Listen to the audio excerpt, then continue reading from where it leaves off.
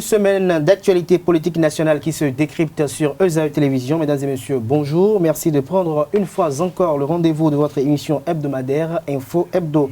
Nous sommes le samedi 22 septembre de l'an 2018 et au Bénin cette semaine, 3 grandes actualités ont animé l'opinion publique et ont partagé les gros titres à la une des parutions. Il s'agit de la réconciliation entre l'ancien président Thomas Boniaï et son ancien ministre Candide Armand-Marie Azanaï, la taxation des forfaits Internet et la formation de grands blocs dans la perspective d'être en phase avec la réforme du système partisan, mais aussi et surtout d'affronter les législatives prochaines, celles de 2019. Et pour en débattre ce jour, je reçois pour vous, chers amis internautes, Honoré Naoum. Il est le directeur de Sika TV. Il sera avec Narcisse Khessou, directeur de publication de Palmarès, du quotidien Palmarès, Adrien Atikpator, manager général du quotidien Le Potentiel. Sans plus tarder, on le retrouve pour le décryptage.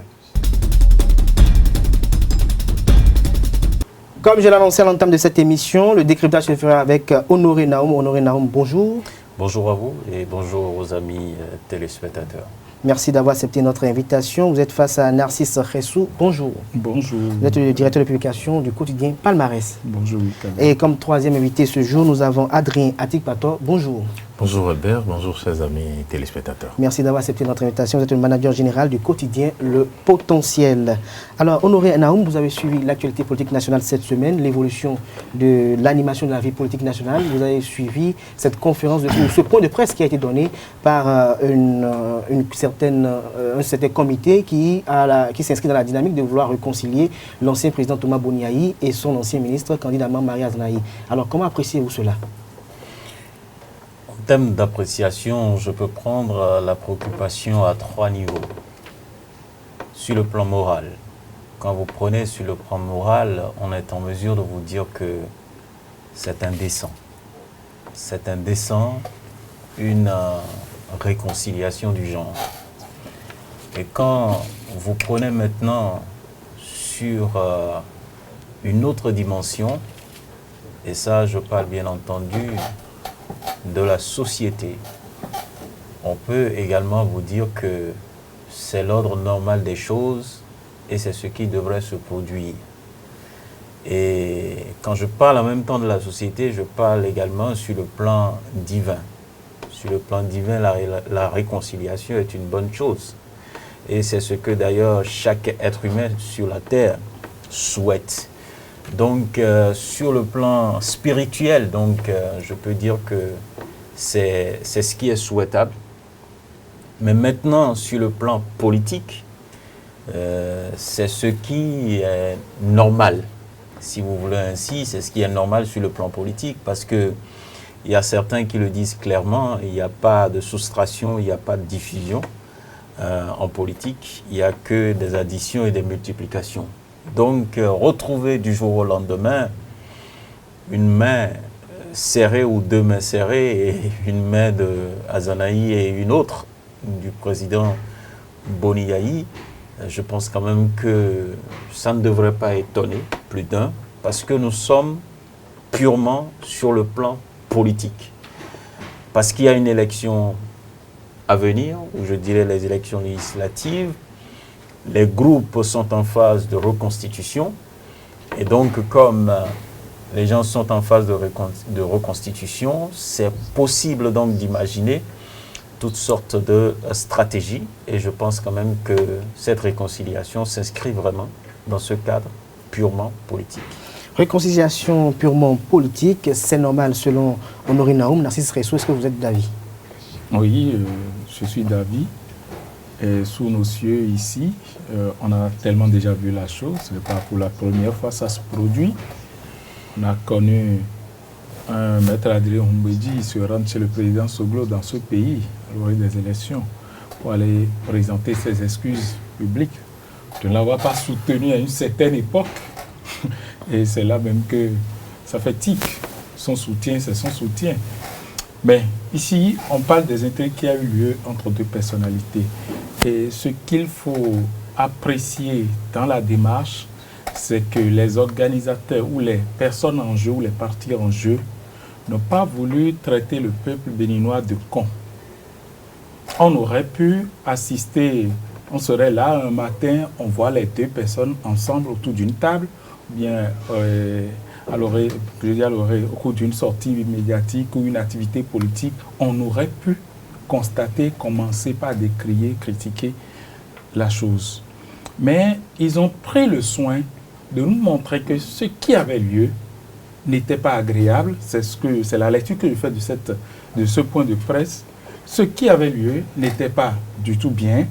Et pour que les deux personnes puissent se retrouver aujourd'hui ensemble, il faut expliquer au peuple béninois qu'il y a eu des démarches de part et d'autre. On ne sait pas ce qu'ils se sont dit, ou bien ce que le comité de négociation, ils appellent ça, a pu dire entre les deux personnes. On ne sait pas, on n'a pas d'information. Mais ce qu'on retient, c'est qu'on ne nous a pas exposé le ralliement des deux un beau matin. Donc, moi, je salue ce travail-là, cette stratégie, cette diplomatie qui donne de la hauteur et qui montre que les personnes, les mises en cause, ne traitent pas des Béninois des cons, parce qu'il y a eu hier que les Béninois n'ont pas apprécié, moralement, ce n'était pas bien. Et donc, il fallait préparer les Béninois de façon psychologique. Non seulement de façon psychologique, ça prouve qu'on doit avoir de retenue, parce que demain, on peut se mettre ensemble. Et cette fois-ci, c'est un comité qui y travaille, parce qu'il y a le contexte politique qui l'impose aussi. Le contexte politique qui l'impose aussi. Adrien Tekpator, ils ont affirmé vouloir s'unir dans l'intérêt supérieur de la nation. Mais est-ce qu'en tant qu'analyste politique, est-ce que vous y voyez un intérêt de la nation qui est mis en cause? Merci, je vais être cru. Vous me le permettez. Vous savez que s'il y a une école s'il y a une école, on suppose ce qui s'est passé, si on devait classer ça, on devait catégoriser ça dans une école et pour dire qui est ce personnage de Azanaï, je pourrais facilement dire que Azanaï est titulaire, là, avec ce que j'ai vu, d'une agrégation en trahison, d'une agrégation en revirement spectaculaire, et c'est un mariage incestueux qui ne saurait durer. Vous savez, moi j'ai entendu beaucoup de choses avant cette sortie médiatique, et j'ai entendu aussi des choses après. Et aujourd'hui, je parlais tout à l'heure de mariage incestueux parce que ça ne peut amener nulle part. Pourquoi? Quand ça a commencé avec le bloc de l'opposition et tout, est-ce qu'il faut aller aux élections avec un seul bloc ou deux et tout ça? Lors des premières rencontres, le président Soglo a été clair. Il dit que lui n'a pas encore fini de soigner les plaies que Azanaï lui a causées. Le président Yahi aussi était clair. Et sinon, cette sortie devait avoir lieu depuis longtemps. Mais le président Yahi aussi s'est opposé. Ne parlons même plus du président Adjavon qui a été clair, qui dit non. Tout ce qu'il a dit récemment aux élections présidentielles, ce n'est pas encore fini. Je n'ai pas encore fini de cicatriser aussi les plaies pour aller à une rencontre avec une telle personne. Il était obligé, Azanaï, de déposer son chapeau, entre guillemets, de roi. Il demandait de l'accueillir comme un prince, comme un roi, lors d'une cérémonie pour montrer qu'il est venu. À un moment donné, il a compris que les gens ont décidé de le laisser. Et avec son restauré, l'espoir, je suis content que Honoré soit là, avec son restauré, l'espoir, s'il allait aux élections, surtout avec les réformes qui sont là maintenant, il ne pourra pas se faire élire. Député, ça là, c'est exclu. Et aujourd'hui, si on l'accepte même, j'ai dit sous condition, si on l'accepte même qu'il aille aux élections, encore que l'opposition peut se trouver avec un ou deux blocs pour les prochaines élections législatives, la grande interrogation, c'est où? Aujourd'hui, il y a un député de Cotonou, la 15e session électorale, notamment Adjovi, qui est avec le président Bouni Yahi, si c'est dans son bloc, qui va accepter, est-ce que Yahi va accepter sacrifier son gars, celui qui est là maintenant, et qui a été fidèle tout le temps pour lui, pour positionner Azanaï? Azanaï ne voudra jamais être deuxième sur la liste.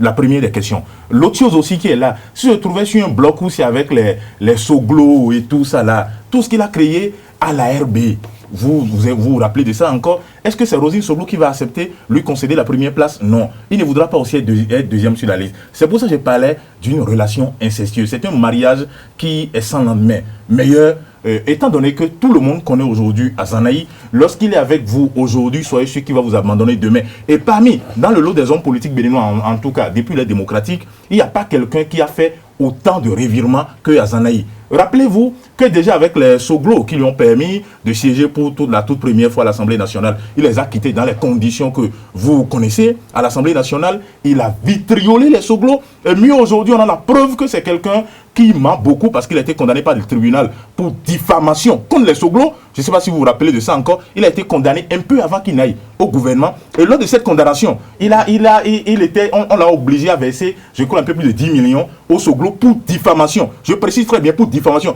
C'est-à-dire qu'aujourd'hui, il est reconnu comme quelqu'un qui ment. Je n'ai pas encore fini. Okay. Non, ce n'est pas moi qui le dis parce que le tribunal a rendu. Non, je viens. Le tribunal a rendu une décision. Et mieux qu'il a fini avec ça, il est allé vers qu'on appelle vers Yahi Boni. Et il a travaillé avec Yahi Boni. Yahi Boni est venu un an après. Vous n'êtes pas sans savoir tout ce qu'il a dit du président Boni Yahi. Il a fini par dire tout ça. Yahi, un homme de Dieu, a dit bon, je t'accepte. Il est venu il est venu et grâce à lui et tout. Mais c'est vrai qu'il a échoué en 2007. Il n'a pas pu se faire réélire pour les élections législatives. Il est revenu après parce que c'était des problèmes que je ne veux pas rappeler ici. Il est allé au gouvernement. Il sort. Il a vitriolé encore ce Yahi Boni. Et mieux, qui reste aujourd'hui dans ce pays-là comme personnalité politique que Azanaï n'a pas griffé. Ça n'existe pas. Et aujourd'hui, le retrouver dans un mariage du genre, les gens seront très méfiants parce qu'ils diront quelqu'un qui a trahi trahira aussi. Donc ce n'est pas bien de coopérer avec lui. Ce n'est pas bien. Donc tout ce qui se fait, c'est des choses de façade. On parle d'intérêt supérieur. Et mieux, il n'y a aucun intérêt supérieur de la nation dans ce que je vois là. Et mieux, c'est parce qu'aujourd'hui, il sait qu'il est en difficulté. Je dis bien, il sait qu'il est en difficulté. Yahi Boni n'a pas de difficulté. Puisque si Yahi Boni va aux élections, il sera élu. Si les Rosine Soglo vont aux élections, ils seront élus. L'unique personne qui a individué, c'est lui. Et c'est lui qui fait du salam alik. Et c'est lui qui a demandé peut-être cette sortie pour montrer bon. Mais aujourd'hui, il n'est pas du tout accepté. Qui va l'accepter dans ces conditions-là? Personne ne veut croire à ce que Azanaï dit. Et aujourd'hui, vous aurez le temps de voir, surtout pour le positionnement, ce que je viens d'expliquer, vous allez voir qui va positionner qui. Je vais revenir à cet effet. Honoré Naoum, est-ce que finalement on ne rejoint pas à cette célèbre phrase qu'a prononcée l'ancien ministre d'État Abiola, François Adebayo Abiola, qui disait on n'insulte pas demain en politique? Est-ce que candidat Azanaï ne se fait pas rattraper par les faits du passé aujourd'hui, à en croire un peu l'argumentaire évoqué ou peut-être établi par Adrien Tipato? Ce qui est certain, si Azanaï a insulté hier ou pas, Azanaï est contraint aujourd'hui d'aller dans une coalition. Voilà, c'est une contrainte. J'ai beaucoup aimé le mot. Parce que ça s'impose à lui. Ça s'impose à lui, comme ça s'impose à d'autres acteurs politiques de notre société. On attend que la Cour constitutionnelle se prononce sur ce dossier concernant la validation du code électoral pour situer les uns et les autres. Mais en l'état actuel, que peut faire candidat Azanaï? Qu'on lui donne, qu'on lui attribue tout ce qu'il y a comme calamité de la République. Que peut faire candidat Azanaï aujourd'hui que d'aller dans un groupe? Et candidat Azanaï vient de se séparer avec qui? Avec le clan ou la majorité. Le président Patrice Talon. Voilà, le clan Talon. Il vient de se séparer. Ce qui devrait gêner plus d'un, ce qui devrait venir tout simplement assommer le peuple béninois, c'est de voir une réconciliation de Candide Azanaï avec le président Talon ou la majorité présidentielle. Donc, ce n'est pas le cas. Il retourne, il fait un comeback. Parce que ce que nous devrions voir, on ne doit pas voir juste la relation Candide Azanaï et Yahi. Parce qu'on est en train de parler aujourd'hui d'une réorganisation de la classe politique où des blocs sont en train d'être constitués. Donc dans ce bloc aujourd'hui, quand on prend ceux qui se retrouvent du côté de la mouvance, on voit le président Boni Yahi, on voit le président Sébastien Javon, on voit la famille Soglo. Donc, ce n'est pas juste une réconciliation avec Yahi, mais c'est toute une réconciliation à la chaîne, à mon humble avis. Donc, quand vous regardez ceci, moi je ne veux pas être sévère, c'est pourquoi je vous ai décrypté la chaîne à 3 niveaux. Parce que moi-même qui suis ici en tant que journaliste, j'ai mes griefs contre, bien entendu, le comportement de candidat Zanaï. Mais ce qui est important pour la classe politique de l'opposition, c'est stratégique d'avoir candidat Zanaï avec soi. Même si on semble dire aujourd'hui que candidat Zanaï est un peu en difficulté, donc est en train de courir pour pouvoir donc demander pardon ou pour associer, mais n'importe comment on a besoin de lui. Pourquoi on a besoin de lui? Il n'est pas inutile quand même sur la scène politique. Il n'est pas inutile. Qui a besoin de lui? Non, attendez. Je vous dis, l'opposition, malgré tout, a besoin de candidat Zanaï. Comme candidat Zanaï a besoin de l'opposition. Je rappelle que nul n'est indispensable. Vous êtes mais indispensable seulement parce que vous êtes là. Il n'y a pas de souci. Azanaï, tout puissant et laissez-moi évoluer. Candidat Azanaï a son fief, à ses électeurs.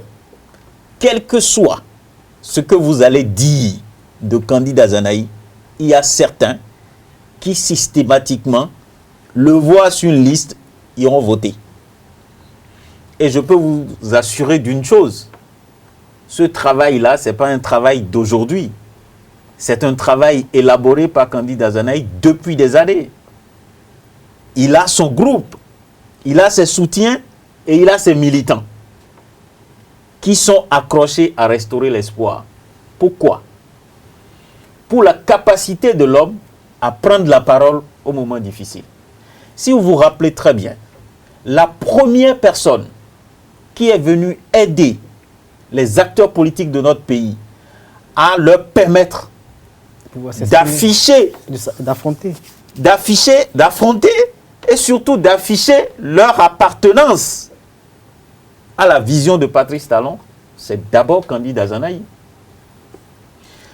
Dans ce pays, on nous disait qu'il y avait télécommande, Bénin, ou bien Cotonou, Paris, mais il n'y avait aucun acteur politique pour l'assumer. Il a fallu une sortie, une conférence de presse donnée par Candide Azanaï et l'homme de la vallée, son nom m'échappe, Saka ou quelque chose. Saka Fikara. Voilà les deux acteurs qui sont venus libérer les acteurs politiques. Et c'est après que les gens ont commencé par sortir. Donc, d'une manière ou d'une autre, il y a une capacité.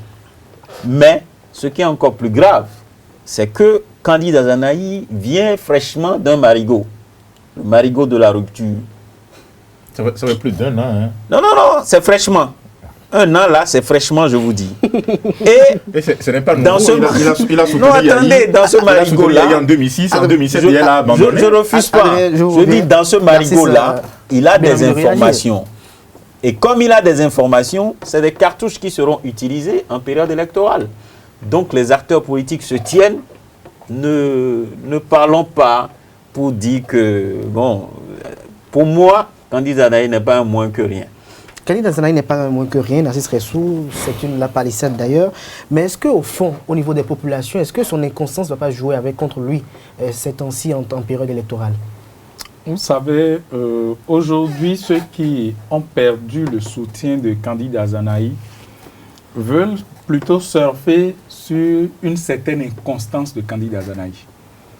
Mais quand on le dit ainsi, c'est parce que Candide Azanaï focalise plus l'attention au sein de la classe politique en des périodes chaudes. Sinon, si vous jetez le regard et vous voyez d'autres acteurs, je crois que Candide ne serait pas le seul.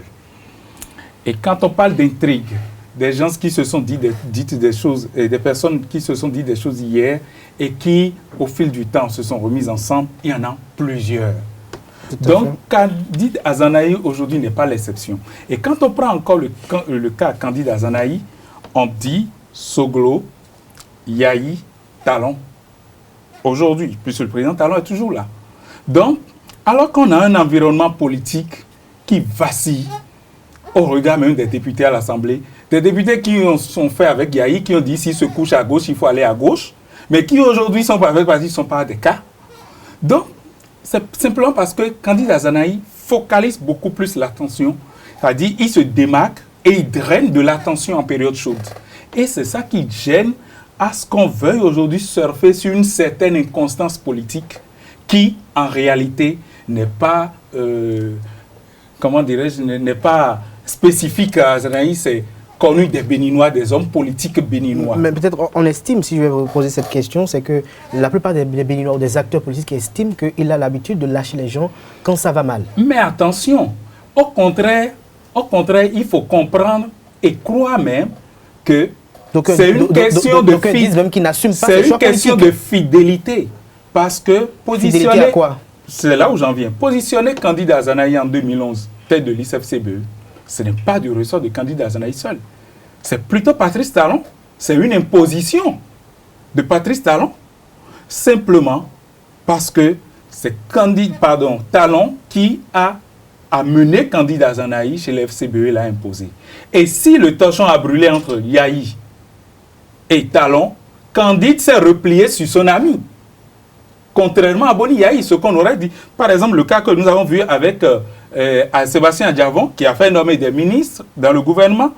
Et quand ça a commencé par chauffer, le divorce a eu lieu, les ministres sont restés. Lui-même, il est sorti une fois pour dire, je leur ai demandé même de... Ils étaient au service de la nation. Ils étaient jusqu'à ce qu'on les éjecte. Jusqu'à ce qu'on les éjecte. Ils ont été éjectés, ils ont reçu une leçon. Oui, alors que Azanaï s'est retourné rapidement vers son ami. Et ce que je dis, ça dit, il ne faut pas être con. Azanaï, dans sa prise de position pour Patrice Talon, a toujours dit que restaurer l'homme dans ses affaires, le respect de la parole donnée, le respect de l'engagement. Et il a joué le rôle fidèlement jusqu'à ce qu'aujourd'hui, Patrice Talon soit au pouvoir restaurer dans ses affaires. Mais la suite, j'estime que seuls les imbéciles ne changent pas d'avis. Quand ça va mal, il faut faire demi-tour. Aujourd'hui, il a estimé que là où on conduit le peuple béninois, ce n'est pas ce qui s'était dit entre alliés politiques. Et il est bien meilleur de créer le divorce, de prendre du recul par rapport à un pouvoir qui détruit les fondamentaux, ce que vous avez toujours défendu. C'est pourquoi j'accorde à certaines personnes qui disent que c'est pour sauver la démocratie, c'est pour les conditions difficiles que nous avons aujourd'hui, c'est pour nous sortir de crise. Parce qu'une fois, moi, j'ai eu à dire, certes, aujourd'hui, Candide s'est reconverti bien, il regrette que ce soit Patrice Talon qui nous conduise aujourd'hui de cette façon-là. Quand même, il a battu une campagne. Exactement, et moi je dis, il a un devoir impérieux de nous ressortir de là, si tant est qu'il regrette. Et aujourd'hui, il ne va pas se mettre dans ce rôle, et moi je vais lui jeter la pierre. Je dirais plutôt bienvenue. Aujourd'hui, qu'on le veuille ou pas, on aurait l'a dit, l'opposition a besoin d'Azanaï, Azanaï a besoin de l'opposition. Donc, il n'y a pas question à la matière de dire que... Adrien Dibato, ma question envers vous, c'est de savoir, est-ce qu'au niveau de la mouvance présidentielle, est-ce que le président Patrice Talon doit s'inquiéter aujourd'hui avec candidat Azanaï dans l'opposition? Non, je ne suis pas le porte-parole de Patrice Talon. Mais analyser un peu les faits, avoir un peu ceux qui défendent le chef de l'État actuellement et ceux qui sont les figures charismatiques de l'opposition.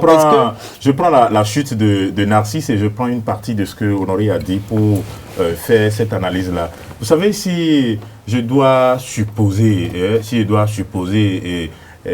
au bénéfice de doute, comme on le dit, Narcisse a répété quelque chose plus d'une fois. Il dit que il a été fidèle à son ami. Bon, à son ami Patrice Talon, en quittant chaque fois peut-être les Soglo. Ensuite, Yahi, il est revenu. Ensuite, maintenant, Yahi encore pour Talon. Et quitte maintenant Talon pour Yahi. Et je retiens alors une chose, ça, il dit que le président Patrice ne doit pas s'inquiéter. La première raison, c'est quoi? Quelqu'un qui t'a fait. Je dis, je prends sa chute. Quelqu'un qui t'a fait, qui te dit, qui te manipule, ça veut dire que Azanaï est comme un Tchichavi, et qu'on manipule pour dire, non, va, marionnette bien sûr, va à tel endroit, non, on te déplace vers ici, ben non, viens. Non, je viens. Je prends exactement ce que vous avez dit, Narcisse. Laissez-moi finir, j'ai la parole. Si je prends ça, ça dit que c'est peut-être Patrice Talon qui l'a demandé en train de quitter les Soglo, et qu'il a demandé, il a quitté les Soglo, il a soutenu Yahi en 2006. En 2007, déjà, il est allé aux élections seul. J'ai dit, mais il est allé aux élections seul avec Ressources Espoir. Il a échoué lamentablement, avec un score très minable. Je répète encore, un score très minable. Aujourd'hui, il est revenu. Talon lui a demandé, va encore sur Yahi. Il est revenu. Ça dit que dans cette condition, il dit que Talon le maîtrise très bien. Et par conséquent, quelqu'un que vous maîtrisez, quelqu'un que vous avez peut-être, quelqu'un que vous avez fabriqué, quelqu'un que vous avez aidé financièrement. Aujourd'hui, Patrice Talon sait, avec précision, pour avoir aidé plusieurs personnes, et si je prête bien sûr les mots ou cette phrase de Narcisse Ressou, ça veut dire que Patrice Talon sait exactement combien chaque campagne, chaque show de Azanaï coûte. Et étant donné, si je suppose, personne ne pourra dire non. Voilà. Et si je suppose que c'est lui qui finançait ses sorties et ses campagnes et tout, il sait ce que ça coûtait. Je viens. Il sait ce que ça coûtait. Mais depuis qu'il a quitté, il continue de sortir. Non. Combien de sorties il a fait? Combien de sorties? Non, pas du tout. Ça, ce n'est pas encore des sorties. Donc, il a dit que Patrice connaît tout ça. Lorsque vous connaissez tout ça, lorsque vous connaissez la capacité de nuisance de votre adversaire, lorsque vous savez ce dont votre adversaire est capable, il n'y a même pas, il y a pas de quoi s'inquiéter, il n'y a pas de quoi fouetter un chat. Et mieux, je reviens en arrière pour dire, entre nous ici, Honoré Benjamin Naom, Narcisse ou encore Abder, qui n'a pas de... nous ne sommes pas des hommes politiques comme candidat Azanaï, mais vous pensez que si vous êtes candidat maintenant, vous n'avez pas des gens qui vont vous soutenir? Vous pensez que vous n'avez pas des gens? On peut vous dire non, Honoré Naom, on l'a retrouvé dans un WC sali de caca, là on dit non, pourtant c'est pour nous, on doit le soutenir. Ça, il y en a partout. Je viens. Il y en a partout. Donc, Azanaï ne fait pas d'exception. Si on me dit qu'il a des militants, des sympathisants et tout ça, ça ne me surprend nullement. Autant que nous sommes ici, chacun des sympathisants, chacun des... Même quand vous prenez vos journaux, vous pensez que... Non, vous le permettez. Est-ce que quelqu'un s'est offusqué pour dire Azanaï est parti, il a mal fait? C'est la lecture qu'on fait aujourd'hui. Non.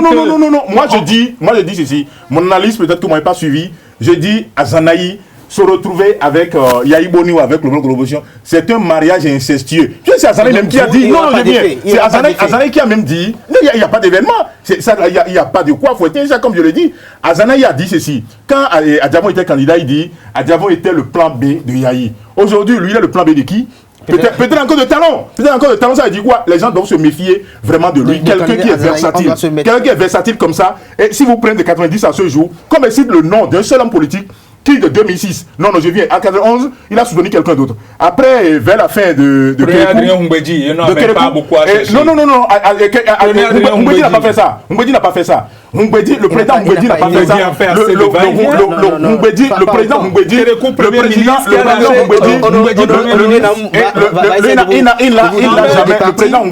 Le président Humbedi n'a jamais fait. Et quand on compare la posture, la carrure des deux hommes, il n'y a pas match. Humbedi, il vient de boucler maintenant 12 ans de président de l'Assemblée nationale. Lui n'a jamais été même membre du bureau de l'Assemblée nationale. Je parle de Azanaï. Et mieux comparer politiquement. Comparer politiquement, il n'a pas la posture, il n'a pas la posture et il n'a pas la carrure. Il n'a pas la posture, il n'a pas la carrure.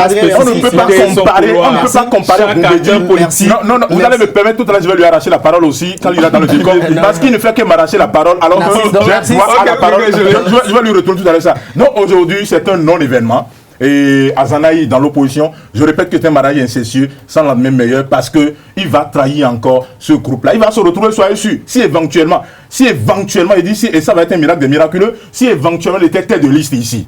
Je dis ça va être un miracle des miracles si Emmanuel était tête de liste et qu'il devenait député, soyez sûr qu'il va lâcher. Et s'il était vraiment fort, j'ai dit s'il était vraiment fort, j'ai fait ce même débat avec Honoré, s'il était vraiment fort, en 2007, quand il est allé aux élections, avec son resto et l'espoir, il sera élu, mais il a échoué lamentablement les 4 pieds en l'air. Si même l'homme en a 2. Honoré Naom, selon Adrien Tikpator, la présence de candidat Azanaï dans l'opposition n'aura pas véritablement un effet, mais est-ce qu'il a été le seul acteur politique inconstant dans l'histoire des acteurs politiques du Bénin? Pas du tout. Vous prenez dans un passé récent une bonne partie de ceux qui se retrouvent aujourd'hui à l'Assemblée nationale, qui étaient déjà au Parlement avant l'arrivée du président Patrice Talon, qui ont mouillé le maillot pour un candidat avant l'élection de Patrice Talon, mais qui, une fois, ont vu le président Talon, sont allés s'asseoir. Non, il parle d'amitié, de 20 ans d'amitié avec Patrice Talon. Donc. Non, qu'est-ce que vous appelez amitié? Moi, on est en train de parler de politique. Même le président Patrice Talon, quand candidat Azanaï a déposé le tablier, il a dit quoi? De ne pas oublier qu'ils sont des amis. Parce qu'il connaît la virulence de candidat Azanaï. Il sait que pour sortir des propos blessants, choquant, des propos qui vous touchent jusque dans vos os, il en est capable. Et Candide Azanaï sait ce qu'il a vu chez Patrice Talon avant de partir. Vous ne le savez pas. Je ne le sais pas. Même si on peut faire des incantations, on peut avoir des idées, mais c'est lui seul qui sait le problème qu'il a avec Patrice Talon. Ne dites même pas qu'il a un problème avec un clan. Candide Azanaï a eu un problème avec Patrice Talon et ils savent entre eux deux comment ils vont gérer ça. Les jours à venir vont nous situer. Ils savent entre deux. Oui, les jours à venir vont nous situer. Mais ce qui est important, oui, qu'il faut retenir, c'est quoi? Candide Azanaï, c'est un homme qui est en mesure de vous vendre une idée, d'assumer l'idée, de l'emballer et de vous le proposer. Et dès que vous touchez à cette idée-là, vous-même vous êtes satisfait. Le ticket de chaos de 2011. C'est ça. Donc, c'est l'homme, ça. Quel que soit ce que vous pouvez lui reprocher. Mais est-ce que cette fois-ci, ça va encore passer? Attends. Quand les populations étaient habituées... Comment l'apprécier? On va attendre les élections pour l'apprécier. Okay. Aujourd'hui, moi, je ne parle pas de la réélection. Vous avez vu dans un passé récent, non pas trop récent, là, à ce niveau, je serais d'accord avec mon ami à côté, Adrien. Au moment où on devait faire les élections législatives ici, qu'est-ce qui s'est passé? Vous avez vu, Candide Azanaï s'est retrouvé dans l'Union fait la nation. Personne ne l'attendait là. Mais je peux vous assurer d'une chose, l'Union fait la nation avait besoin de Candide. Et Candide avait besoin d'une base. En fait, nous sommes sur un terrain purement politique. L'Union fait la nation a besoin d'un stratège. Candide Azanaï a besoin d'une base. Donc les besoins convergent. Et le jeu est fait. Les besoins convergent. Et c'est la même chose. Je suis proche des leaders de l'Union fait la nation de l'époque. Et je peux vous dire que là, je peux l'affirmer. C'est le président Patrice Talon. Le président Patrice Talon qui a dit au président Bruno Amoussou, écoute, il faut que Candide soit sur votre liste. Mais pourquoi?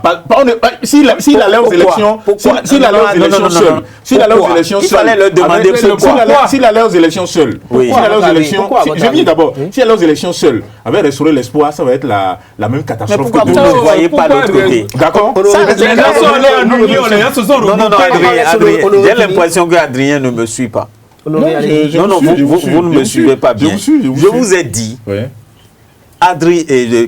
Candide Azanaï a besoin d'une base. Vous comprenez? A besoin d'une base solide pour porter sa candidature. Mais la base solide a besoin de la stratégie de Candide. C'est tout, c'est simple. Donc c'est deux entités qui doivent se retrouver et c'est la même chose qu'on est en train de constater.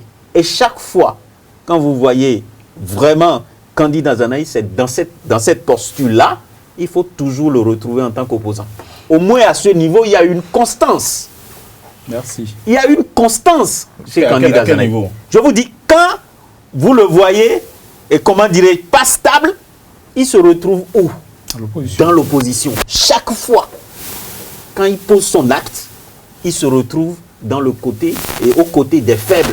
Parce que pour moi, celui qui est aux commandes, celui qui dirige, a plus de pouvoir et ceux qui sont en face ont moins de pouvoir. C'est pourquoi je dis du côté des faibles. Au moins à ce niveau. Quand on que du côté des faibles, on a quand même l'attitude quand même de critiquer le pouvoir, de pouvoir jeter beaucoup de tout à fait. Il est plus à l'aise. C'est pourquoi je voudrais répondre à Adrien sur ce volet qui a dit qu'il a fait tout ce parcours, il n'a jamais été dans le bureau de l'Assemblée nationale. Je ne dis même pas. Non, attendez. La posture de Candide Azanaï au Parlement ne lui permet pas d'avoir un poste pareil. Il faut qu'il soit dans l'arène pour pouvoir parler. Il faut qu'il soit dans la masse des députés et non dans une organisation structurée. Non! Il a besoin d'être libre. Tout le monde sait que l'Assemblée nationale est un philosophe. Ne l'oubliez pas. Il n'est pas le seul député philosophe de l'Assemblée nationale. Et depuis que le Bénin existe, j'ai vu tout petit, tout jeune encore, j'ai vu le professeur Albert Thibault Edré animer l'opposition à l'époque. Et Azanaï n'a rien inventé. Asana, il n'a rien inventé. Je le dis. Je vous reviens. Et Narcisse Ressou, est-ce que cela veut dire que désormais, à la veille de chaque élection, comme d'ailleurs à l'accoutumée d'ailleurs au Bénin, les alliances se font de manière circonstancielle et dès que les élections finissent, elles se disloquent. Donc on a comme l'impression en fait qu'il n'y a pas d'idéologie qui est prônée, il n'y a pas de vision véritable de la part de nos hommes politiques ou de nos acteurs politiques. Bon, là vous venez comme ça de jeter du sable dans la farine du gouvernement ou bien du BMP. Parce que c'est pour éviter ça que les gens sont commencés par faire des blocs. On a dit on veut réduire l'émiettement. Mais dès qu'on a constitué les blocs, c'est en ce moment qu'on a vu de petits partis, de micro-mouvements sortis d'un peu partout. Ce qui prouve que, pour s'affirmer avant d'être dans le bloc, ce qui prouve que dès qu'on finira avec le bloc, allez, chacun retrouve sa case de départ. Donc on est là circonstanciellement. C'est pourquoi nous parlons toujours. Alors, ce n'est pas ce que la loi dit. Alors, la nouvelle loi. C'est pas ce que ça dit. C'est pas ce que ce que voudra dire que c'est de circonstances, des réformes de circonstances. Les gens crient ça et c'est à ça qu'on nous expose. Donc, de part et d'autre, c'est ces alliances-là, c'est à ces alliances-là qu'on est en train d'assister. Bon, je ne traiterai pas ça de ce mot-là, mais wait and see, attendons voir. Wait and see, nous allons bouleverser un peu l'ordre des choses. Nous allons parler aussi des législatives avant de revenir par rapport à la taxation des forfaits Internet. Alors, Adrien Fikpator, les législatives sont à l'orée et depuis un certain temps, on a constaté quand même une certaine animation de la vie politique nationale. Les mouvements naissent de part et d'autre, que ce soit du côté de la mouvance comme de l'opposition. Au niveau de la mouvance, on a constaté quand même un excès en ce qui concerne la création des mouvements, alors que le chef, le président Patrice Talon actuellement prône les grands ensembles, les grands rassemblements, mais tous les jours, presque tous les jours, il y a soit un ministre, il y a soit un sympathisant du gouvernement en place qui crée un parti politique ou un mouvement politique. Depuis quelques jours, on a comme l'impression qu'il y aura deux blocs au niveau de la mouvance présidentielle, Dynamique Unitaire et le bloc des progressistes.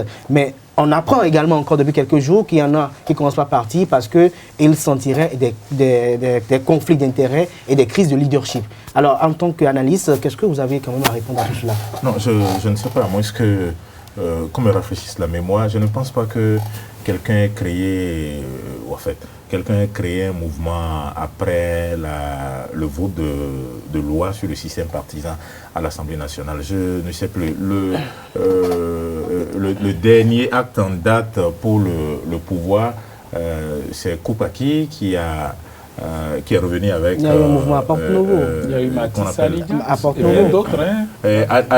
Adidja a un parti ou un mouvement politique depuis longtemps. Depuis longtemps. Ça fait avant même l'arrivée de Talon au pouvoir. Mais le nom a été revu et actualisé alors. Et si c'est même le cas, moi je pense que c'est avec, comme Honoré l'a dit tout à l'heure, les gens, il y a des partis politiques qui vont décéder de leur belle mort.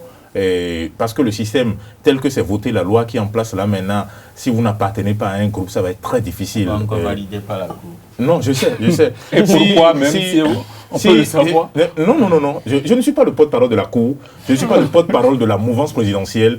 Je suis là, je fais des analyses comme vous. Donc, je ne suis pas dans le secret. Ça ne m'a pas intéressé de fouiller. Si j'avais fouillé, j'aurais su pour dire pourquoi. Non, ça ne m'a pas intéressé. Là, encore que je reviens d'un voyage là. Que la Cour demande un recours là. Narcisse, vous le lâchez encore. Non, je ne lui arrache pas. Non, permettez-moi de le relancer. Non, je n'ai pas arraché là. C'est ce qu'il fait, malheureusement. Je n'ai pas arraché là. Vous le perturbez dans cette idée. Je dis, et je ne sais pas, quand vous prenez quelqu'un comme Irénée Koupaki, pour moi, il n'a pas de base outre mesure. Il n'a pas de... Bien sûr, il est allé aux élections, on a vu le score qu'il a fait. Il a été parmi les 5 premiers. Mais avec quel score? C'est assez considérable. Lorsque les 3 premiers se retrouvent à plus de 20% et que vous êtes à moins de 5% ou 5%, ce n'est pas, entre guillemets, ce n'est pas trop sérieux. Donc quand je parle une campagne pas très... Je viens. Aujourd'hui, tous ceux qui ont soutenu Koupaki à l'élection présidentielle de 2016, est-ce que tous ceux-là sont encore avec lui aujourd'hui? Parce qu'il a fait créer beaucoup de mécontents depuis qu'il est allé au palais. J'ai entendu plusieurs de ses proches dire qu'il ne décroche plus les appels, il ne répond plus aux messages. Et il s'est enfermé et il a créé en quelque sorte de blocus. Personne n'avait, ou du moins... Et leur conviction, la nouvelle conscience, c'était... Non, pas ça. Très belle. Mais lorsque vous avez un leader, avec qui vous voulez parler, on nous parle de la nouvelle conscience. conscience et que le leader est inaccessible, ça devient un problème. Est-ce que par le passé, est-ce que le leader n'était pas perçu d'être comme ONG? Parce que nous avons quand même cette tare au Bénin d'appréhender nos acteurs politiques comme des ONG, des fondations. Comme Honoré le dit souvent, soyez disciplinés. Soyez disciplinés. Ne m'arrêtez plus la parole. Soyez disciplinés. Non, aujourd'hui, tout ce que nous voyons, la plupart des hommes politiques qui sont à la base de changement de nom aussi et ça, veulent montrer quand même qu'ils existent. Qu'ils existent et que ce n'est pas bon de les enterrer. C'est pour dire, bon, on appartient désormais à tel bloc et pour pouvoir continuer à négocier. Parce que la politique, évidemment, c'est un peu comme l'héroïne ou la drogue. Et quand on goûte à ça, c'est un virus. On a dit que c'est le seul virus au monde où quand ça vous attaque, on ne veut plus que ça sorte. On travaille même pour que ça reste ce virus-là. Donc tous les hommes politiques que je suis en train d'observer là sont dans le même jeu. Mais pour une première fois, on aura pour les prochaines élections législatives moins de 10 regroupements.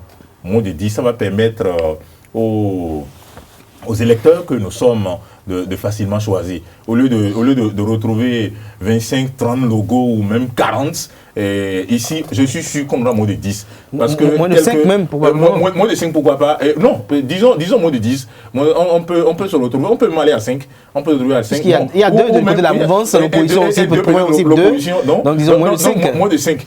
Non, ça va être très facile et même l'imprimeur va prendre moins d'argent pour imprimer parce que quand c'est beaucoup, plus ça consomme l'encre et tout. Donc tout ça là, ça fait partie de des avancées pour notre démocratie. Honoré Naoum, le véritable problème, Adrien essaye d'esquiver un peu la question, c'est qu'au niveau de la mouvance présidentielle, les jeunes sont inquiets. Ils sont inquiets parce qu'ils constatent qu'il y a la vieille classe qui est encore là, toujours devant, et ils n'ont pas d'avenir à voir un peu la composition de ces grands blocs du côté de la mouvance présidentielle. Il faut retrouver, bien entendu, des anciens, les PPI. Qui sont aussi inconstants. Les Bruno Amoussou, les Idjikola Olé. Moussou n'est pas inconstant. Non, j'ai nommé personne. Moi, je n'ai pas parlé d'inconstance. Idji n'est pas inconstant non plus. Moi, je parle de PPI. Non, quand on parle d'inconstance, on parle de certains acteurs politiques, certains députés qui ont été de grands amis de certains candidats et qui, au lendemain, il faut les retrouver. Parle d'amitié avec Patrice Talon avec de 20 ans. Les anciens dans les couloirs, dans les coulisses, pour comprendre qu'ils sont toujours attachés à la chose politique. Vous savez, quand vous avez une fonction politique au Bénin, il y a un entretien qui suit. Et sans l'entretien, mais vous êtes en difficulté. Tout à fait. Parce que quand vous vous présentez quelque part comme député, il y a quand même une considération qui vous accompagne. Et en plus de ça, à la fin du mois, vous avez quelque chose en poche. Et ça aide beaucoup de cadres béninois qui, rapidement, ont changé de direction pour devenir acteurs politiques dans notre pays. Donc cet entretien-là, il y a les gens qui continuent de le chercher. Parce que, soyons simples, je ne veux pas être sévère, mais qu'on m'excuse de donner des exemples. Dans un environnement pareil, la position de Koupaki, moi je dis c'est pour s'entretenir. Sinon je ne comprends pas, je ne sais pas ce qu'il fait au palais. Je ne sais pas. Il est important pour le chef de l'État, sûrement. J'ai dit, moi, en tant que citoyen, je ne le sais pas. La preuve, il disait tantôt qu'il est devenu inaccessible. Parce que pour être accessible, c'est qu'il faut occuper pleinement... Il est pris dans les dossiers d'État. Non, attendez. Pour être accessible, il faut être à la tête d'un ministère. Et quand vous êtes à la tête d'un ministère, vous drainez du monde, vous donnez des postes, vous nommez des gens, vous faites ceci... Mais il est dans un bureau au palais. Donc il ne peut pas. Et ceux qui ont choisi la nouvelle conscience ne devraient pas se baser sur le fait que le monsieur décrochait hier, aujourd'hui décroche plus, on laisse la nouvelle conscience. Non, ce n'est pas normal. Pour notre conscience. Non, pas du tout. Donc, ce que vous devriez savoir, ces jeunes qui sont en colère ne finiront pas de sitôt à digérer leur colère. Parce que cette colère-là, ça va loin. Vous voyez, par exemple, qu'on forme un regroupement et que vous ne voyez pas en tête de liste dans le mono pour la mouvance présidentielle un Bruno Amoussou. Ces jeunes-là imaginent quoi?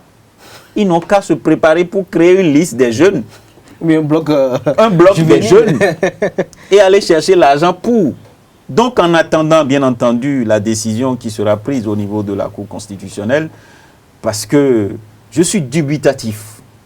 Au même moment où je sais qu'il y a des gens qui sont téméraires, qui montrent qu'ils sont téméraires et qui sont en train de nous gouverner, au même moment, je me dis, ils doivent quand même avoir un minimum de réserve. Et le minimum de réserve, on doit jeter cette loi-là à la poubelle. Je dis bien la poubelle, hein, je ne suis pas sévère. On doit jeter ce code-là à la poubelle. Mais maintenant, s'ils sont téméraires, ils n'ont qu'à continuer. Quand on se retrouvera tous devant les collines de Dassa, on va marquer une pause et on va revenir en arrière et repenser les choses autrement. Donc, ces jeunes, avec cette disposition, se retrouveront en difficulté. Et vous savez, les coalitions, les blocs qui sont en train d'être constitués, la loi ne parle pas de blocs. La loi parle de partis politiques. Exactement. Et donc, il faut aller créer des partis politiques, avoir un statut. Et jusqu'à présent, je n'ai pas encore vu un groupe en train de dire, voilà nos règlements intérieurs qu'on est en train d'étudier. On passe dans la nuit, on va voir les gens, on fait des photos, on met sur les réseaux sociaux pour montrer qu'ils sont en train de réfléchir. Qu'on a adhéré. Non, ce n'est pas l'adhésion, c'est la constitution des partis politiques. Mais ces partis aujourd'hui ne sont pas constitués. Et si vous allez à la constitution d'un parti politique... Ce sont des alliances qu'ils font. Mais si... Alliance, ça n'existe pas dans notre langage. Pour eux, ce sont des avec le nouveau grands blocs, des grands rassemblements, ils appellent cela. Au-delà de ça, ce qui va se passer, et beaucoup craignent ça, c'est quoi? C'est que vous n'êtes pas en train de voir votre nom sur une liste. Non. On est en train d'adhérer. Quand vous finissez d'adhérer, c'est des mois après que vous allez voir le positionnement. Et je peux assurer ceux qui adhèrent du côté de la mouvance-là de savoir que le président Patrice Talon a sa liste. Je n'ai pas confectionné la liste avec lui. Mais je vous dis que le président Patrice Talon a sa liste. Mais au moment opportun, quand vous avez déjà oublié votre parti et que vous êtes maintenant dans un bloc, mais c'est la proposition du chef qui passe. Si vous êtes en 8e position, vous acceptez. Si 8e position existe dans une circonscription. Donc, c'est une aventure incertaine pour beaucoup de gens. Et on est obligé de faire avec les leaders, les jeunes, les bébés en politique. On est obligé de les oublier aujourd'hui. S'ils ne veulent pas, ils n'ont qu'à faire leur liste. S'ils ne veulent pas, ils n'ont qu'à faire leur liste. Ça veut dire que définitivement, la jeunesse ne pourra pas véritablement participer de manière active aux prochaines élections législatives. Narcisse Ressou. Non. Il ne faut pas le dire tout de go. On aurait à éclairer. Parce qu'il a dit quelque chose de très important. On ne peut pas prendre certaines zones sans quand même mettre en tête de liste certains leaders charismatiques. On aurait à suffisamment éclairé Patrice Talon à sa liste. Et beaucoup de jeunes, les stages à Covid dans les collines là-bas, le cas de Stency ici, et ainsi de suite. Beaucoup de jeunes travaillent. Et voilà. Donc, le BMP... Le BMP révélé ou pas BMP, quand l'heure va sonner, parce que celui-ci n'est pas encore révélé. Il y aura des députés qui n'auront leurs yeux que pour pleurer. Mais il faut dire une chose, ils le savent. Ils le savent très bien. Malheureusement pour eux, ils sont arrivés à un niveau où il leur est aujourd'hui difficile de faire demi-tour. Et ils sont conduits comme ça à l'abattoir. Tant mieux pour eux. Si ça peut servir à la jeunesse, moi je dis tant mieux. Maintenant, ces jeunes également, qui doivent rester sur une liste ou bien qui doivent se battre pour venir, si on leur offre ça sur un plateau d'or, s'ils ne doivent pas batailler, mériter cette place, à quoi ça servirait? Ce qui voudra dire, ils seront là, ils seront pires que ceux qu'ils iront remplacer. Et on doit assister à cela. Et aujourd'hui, tel qu'on fait son lit, on s'y couche. Tel qu'on a formé ces blocs-là, pour dire en réalité, on va à une élection de parti et non à une élection d'alliance. Donc je ne sais pas dans quel jeu de mots nous sommes. Aujourd'hui, on n'a aucun parti constitué. Mais si on veut aller à des élections de parti, est-ce que les partis tels que le PRD, par exemple, vont accepter... Le PRD aujourd'hui n'existe plus. Enfin, s'il faut parler de prochaines séances. Selon vous. Parce non, mais le PRD a adhéré à un bloc et on a dit que le nom PRD est parti. J'entends dans les coulisses que c'est le logo qui restera. Mais que le nom PRD est parti. Quand ça se passe comme ça, le PRD n'existe plus. Ainsi de suite. Donc, tel Allons faire son lit, on s'y couche. J'ai dit ici tantôt qu'on est là, attendons voir si ce ne sont pas des alliances de circonstances. On n'a pas voulu appeler les choses par leur nom. Les gens font des alliances pour aller à une élection. On est en train C'est de... pas de parti politique. Adrien Atikpato, si... C'est la présidente de l'Assemblée. Probablement après les élections de 2019. Alors, Adrien Atikpato, si le président Patrice Talon a effectivement une liste propre à lui-même dont il en a connaissance, il en est le seul détenteur, si après les positionnements, la plupart des membres du BMP qui souhaiteraient de façon irrésistible se revoir à l'Assemblée nationale ne se voient pas positionnés, est-ce qu'ils vont vaciller ou bien peut-être aller du côté de l'opposition avec les élections? Non, est-ce que Honoré qui fait cette affirmation... C'est une confession peut-être. Péremptoire. C'est une confession peut-être. A même des débuts de preuve. Tout ce que je sais, c'est que... Peut-être que je suis spirituel à un niveau supérieur. Pour ce que je sais, d'abord, parlons de la constitution des partis politiques. Et je sais que ce soit du côté de l'opposition de la mouvance, étant donné que autant que nous sommes ici en tant que journalistes, nous avons des amis, des parents qui se retrouvent dans les deux camps. C'est ça qui fait d'elle la fierté du Bénin par ailleurs.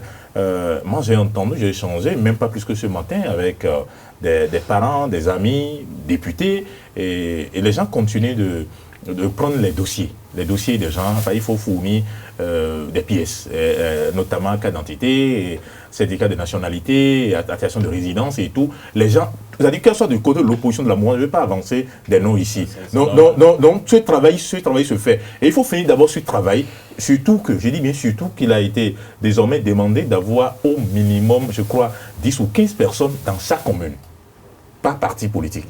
Et ce n'est plus comme par le passé où vous voyez un chef de parti politique dans une cabine téléphonique à Cotonou ici, il reste quelque part peut-être à Bégamin pour dire bon écoutez, ok.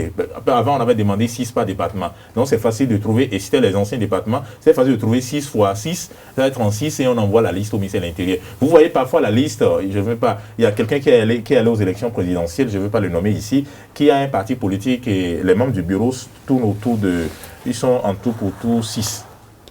J'ai vu ça. Et puis j'ai le récépissé sur moi. Je faisais un travail sur ça. Bien sûr.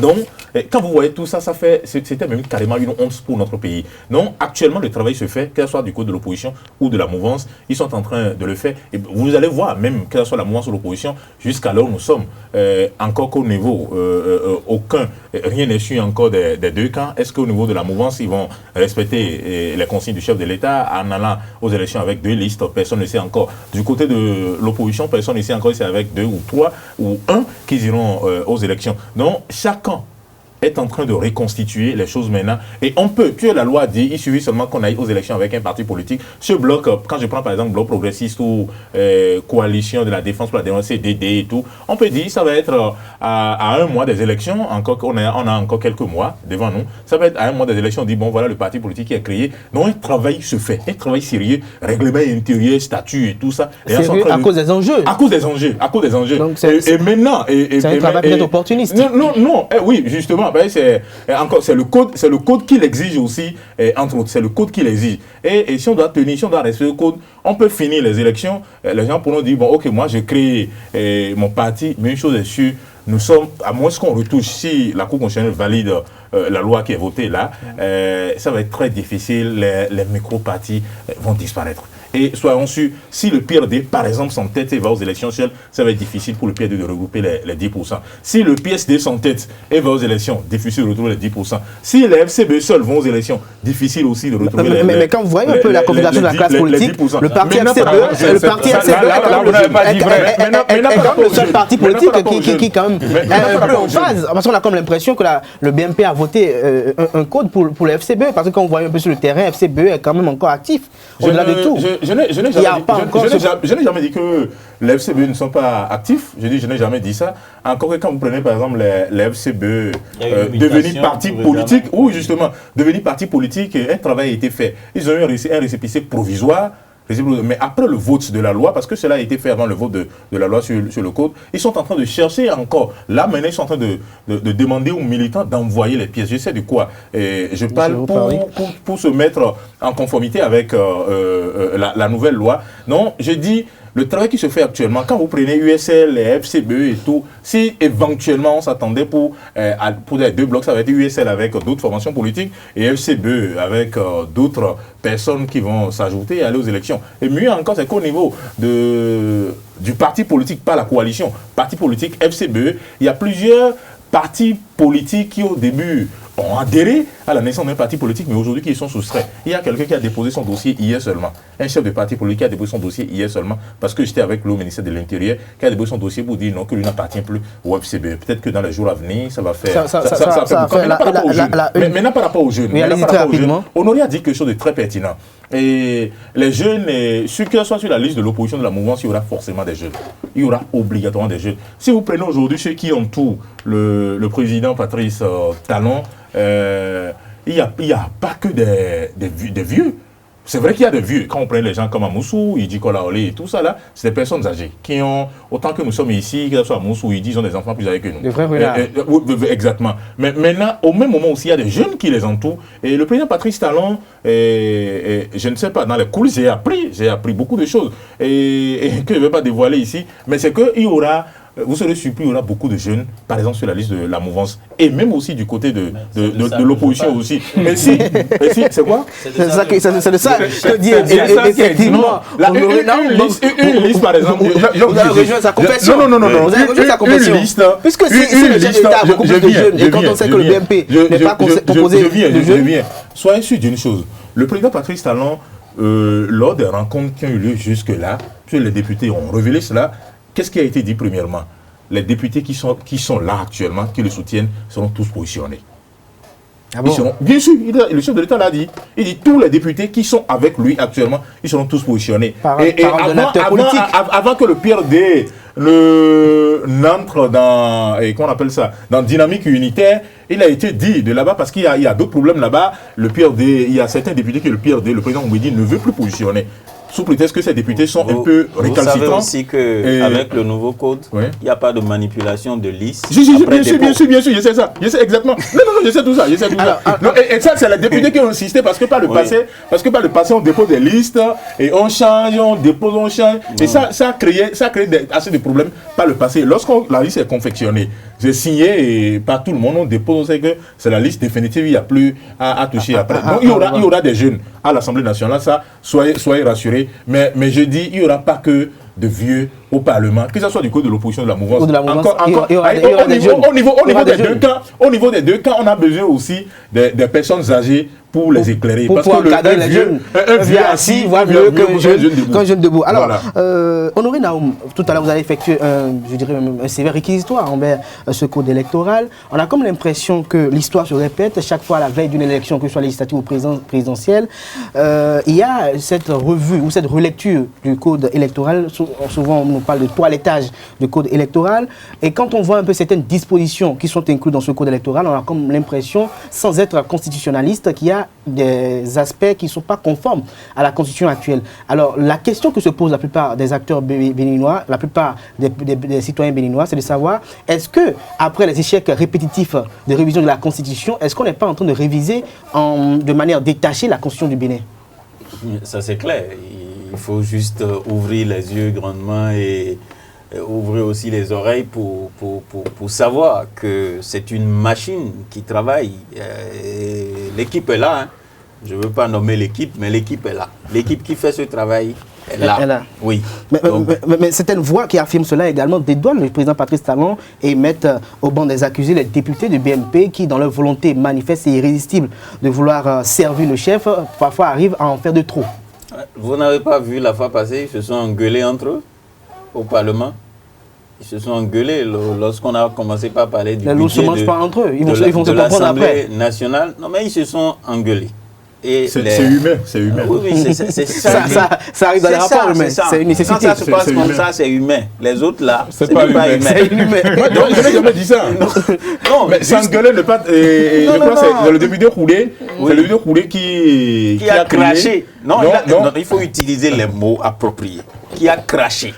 Il a sifflé. Il a craché du feu alors. Ah oui, et il a sifflé. Il a dit d'arrêter ça. Narcisse Ressou avant de... Donc, je pense quand même que votre question, certainement, on l'a oublié dans nos envolées. Mais ce qui est important, c'est que ce code, même s'il est adopté, sera relu. C'est clair. Écrivez ça quelque part. C'est pas une parole d'évangile. Encore que la Bible, il y a les Saintes Écritures qui sont contestées. Ça va être modifié avant les communales. Ça va être modifié avant les communales. Si c'est adopté. Si c'est adopté ainsi. Alors, Narcisse Ressou, comme l'a évoqué tout à l'heure, on est Naoum, si quand on va passer l'étape de législative, s'il arriverait que le code soit validé par la Cour constitutionnelle en l'état, il y aurait quand même de sérieux tumultes en ce qui concerne la recomposition de la classe politique. Mais est-ce qu'au niveau de certains partis politiques, il y a raison de pouvoir craindre en ce qui concerne la conformité avec ce code? Non. Vous savez, c'est là où je demandais à Adrien de nous éclairer tout à l'heure, mais il a vu que je lui prenais la parole alors que je lui posais certainement une question. Oui, on a vu la Cour constitutionnelle demander des recours.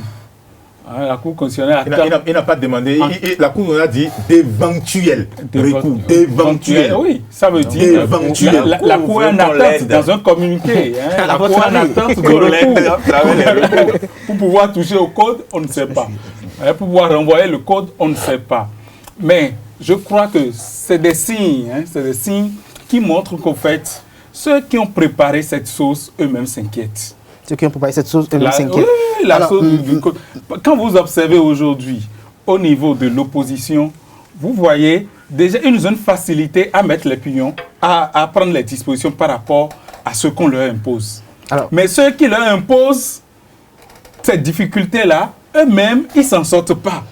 Nous allons prier. Donc, la débandade est plutôt... La débandade... Ils soient libérés, en fait. La débandade se retrouve... Ils sont pris en otage. Alors, Adrien Tikpator, cette semaine, c'est la palissade au Bénin. Tout le monde a constaté, est-ce que je vais dire de manière subite, mais même si on a eu l'information à travers les réseaux sociaux, il y a eu des émissions qui ont été organisées à cet effet, la taxation des forfaits Internet. On a constaté que même des acteurs politiques qui animent la vie politique sur les réseaux sociaux ont même quitté des forums WhatsApp. Est-ce qu'on peut se dire qu'il y a une mesure qui a été prise à quelques jours en vue de desservir peut-être la mouvance pour les législatives? Je vais peut-être vous surprendre. Depuis que cette affaire a commencé, je ne suis pas un spécialiste d'éthique, mais je me suis renseigné auprès des techniciens, des spécialistes en la matière. Et il semble que nous voulons une chose au Bénin et son contraire à la fois.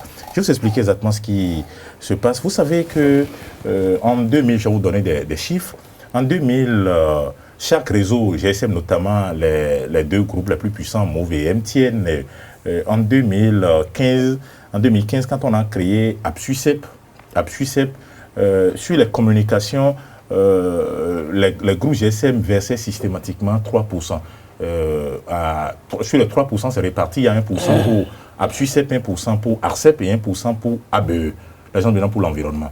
Et sur les 1%, en 2015, MTN, par exemple, a versé 900 millions. 900 millions. En 2016, le coût a chuté. En 2017 aussi, le coût a chuté. ARCEP, qui est chargé de réguler les choses et tout ça, a cherché à comprendre pourquoi. Et dans les fouilles, vous savez ce que les réseaux GSM ont déclaré? Que c'est eux qui disent, bon, il y a tel minute de communication, sur ça, voilà le pourcentage que vous avez et envoie-les pas. Vous savez ce que les réseaux GSM ont dit?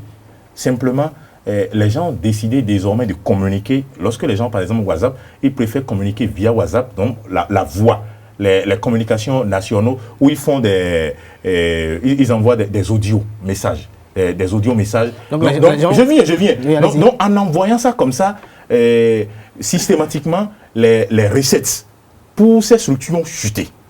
Et ça, quand ça chute, alors que les structures ont besoin au même moment de l'argent pour entretenir les fibres optiques et tout ça que nous avons dans le pays pour avoir un bon réseau.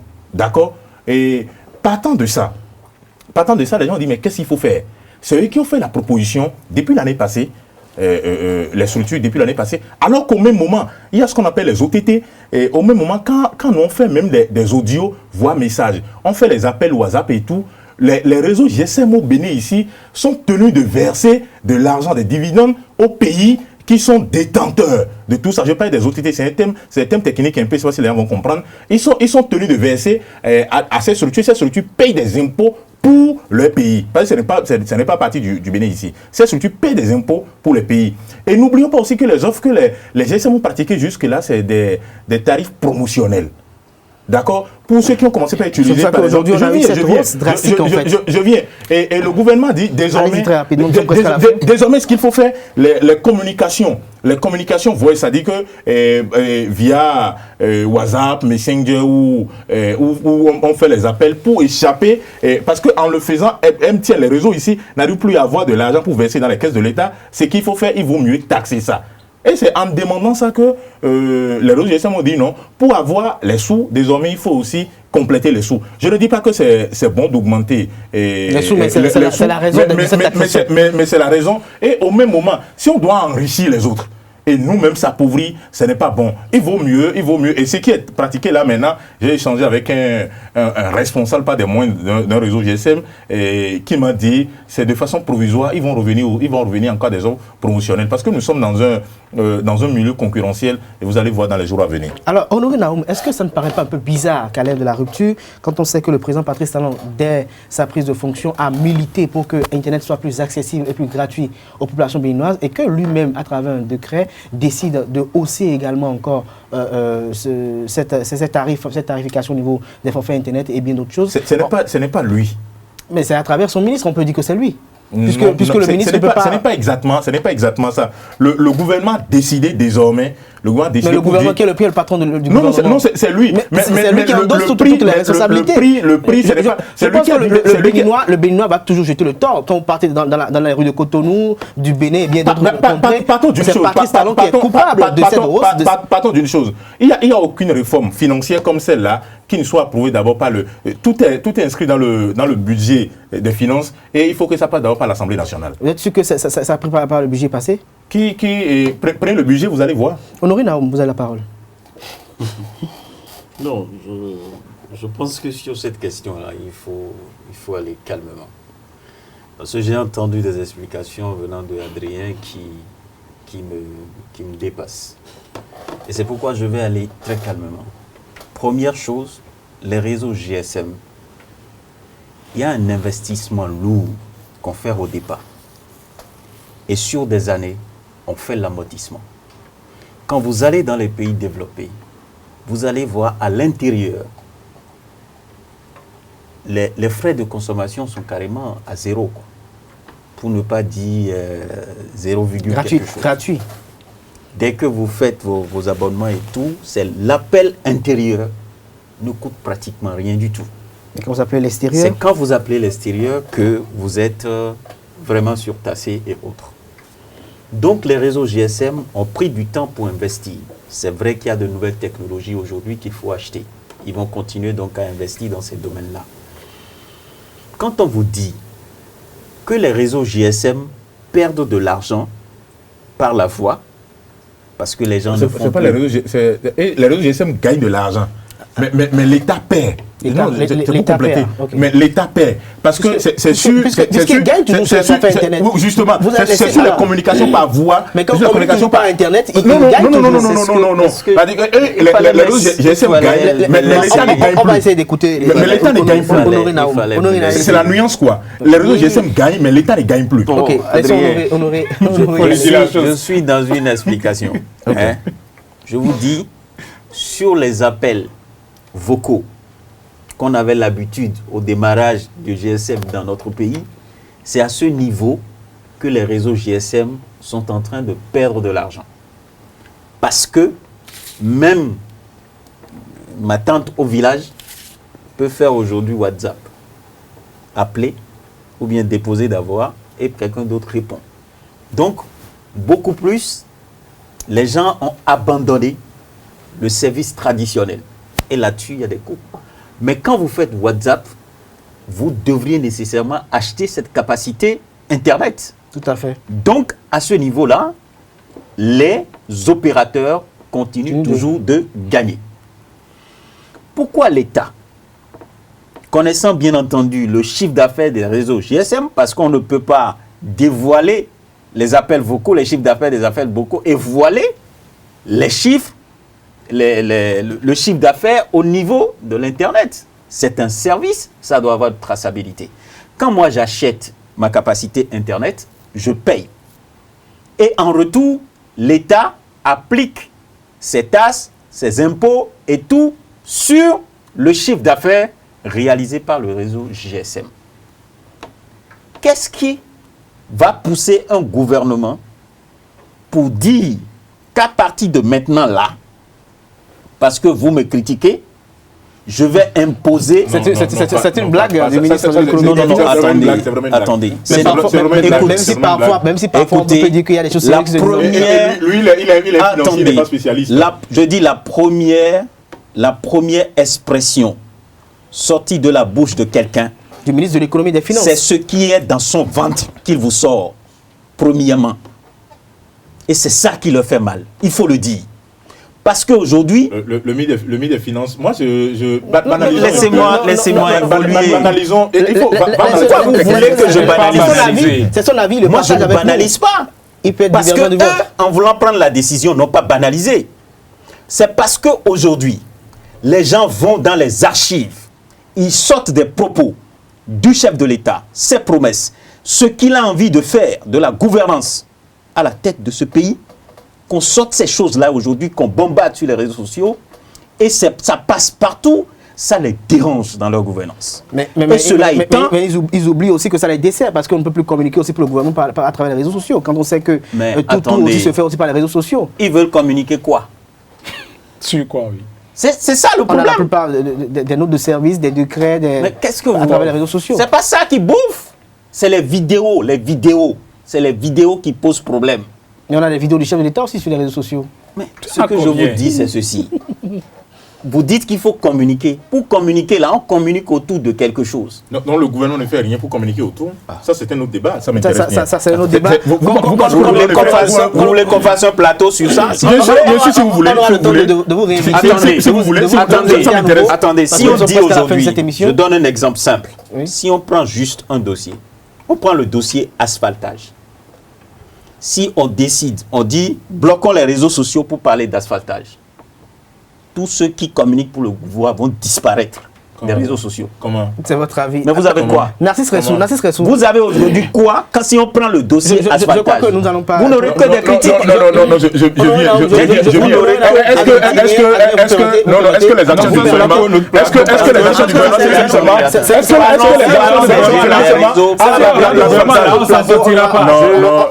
Je suis rassuré. Vous savez... Moi, je suis entièrement disponible. Je suis rassuré. Je suis rassuré d'une chose. On va prendre le rendez-vous avec vous. Quelqu'un a annoncé sur les réseaux sociaux. Mais dis que le gouvernement ne fait rien depuis que... Est-ce que j'ai dit que le gouvernement ne fait rien? On va communiquer sur quoi? C'est la question. Il faut faire quelque chose pour communiquer là-dessus. Est-ce que moi je vous ai dit sur ce plateau que le gouvernement ne fait rien? Même taxer les mots, le gouvernement fait quelque chose.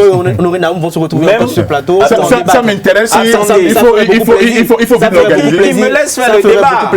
Il va prendre la parole. Nous sommes presque à la fin de cette émission par rapport à cette affaire de taxation des forfaits Internet. Vous avez suivi l'argumentaire de vos deux vis-à-vis. Vous, qu'est-ce que vous avez à dire? Non, vous savez, j'ai compris, moi, quand ils en sont arrivés là, au fait, qu'ils ne connaissent pas vraiment le pays. Vous avez pu vous connecter, vous? Non, vous savez les difficultés que j'ai depuis... Comment parce que prendre une décision voudra dire qu'on ne connaît pas le pays. WhatsApp est venu au Bénin en 2009. WhatsApp est venu au Bénin en 2009.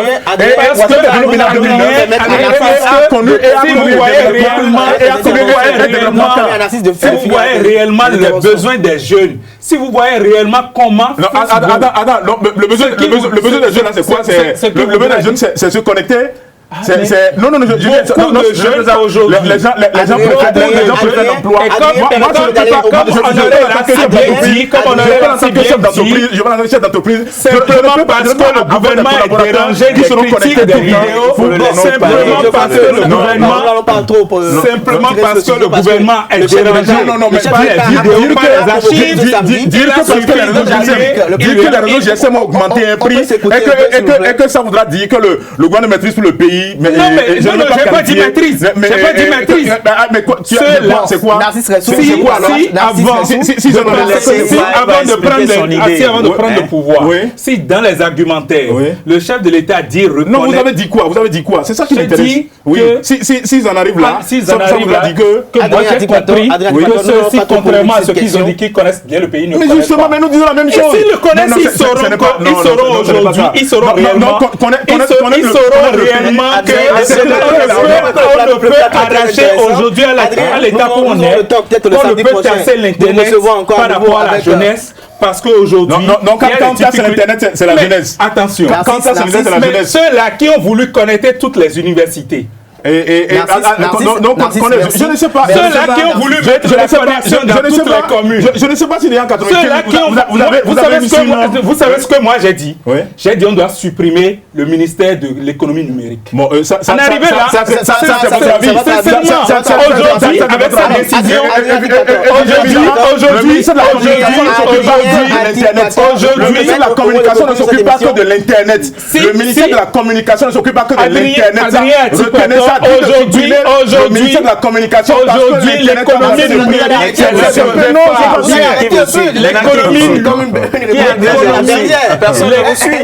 l'économie numérique est le projet phare. Si ce qu'ils ont porté dans leur ventre comme grand projet dans ce ministère ne peut plus permettre à ce pays de décoller. C'est que l'Internet, il faut supprimer le ministère.